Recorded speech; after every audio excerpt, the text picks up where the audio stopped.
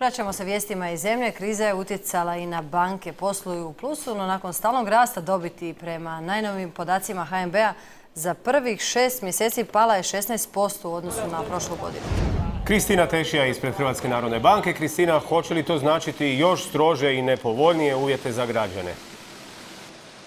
Pa ne bi trebalo značiti još strožije uvjete, zato što su uvjeti za građane i standard koji imamo već sada itekako nepovoljni, a banke s druge strane itekako još uvijek dobro zarađuju. Evo, u prvih 6 mjeseci bilježe dobit veću od 2 milijarde kuna. Od 32 banke 21 bilježi dobit, 11 je poslovalo s gubitkom, 125 milijuna u gubitku. Ne čudi takva situacija jer tvrtke i građani sve teže ulaze u neka nova zaduženja, time je sve manje posla za banke i sve manje na kraju krajeva novca u igri. Tako da banke, bez obzira na sve ovo, i dalje ne stoje loše, ali ako se nastavi ovakav trend, to će onda značiti lošije uvjete, jer već sada svaki 11. građanin ne može otplaćivati svoj kredit. Evo priče.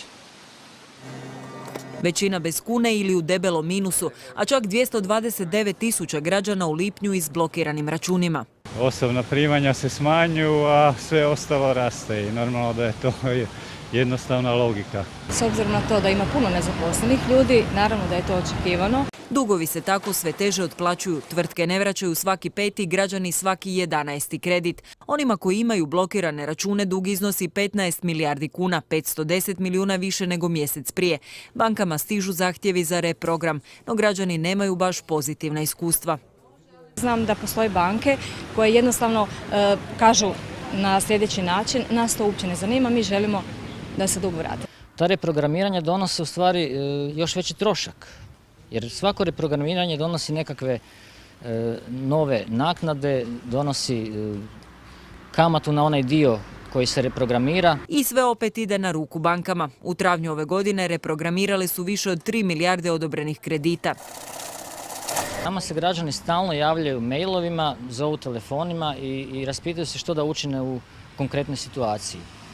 A mi im ne možemo pomoći nikako jer oni moraju otplaćivati svoje dugove.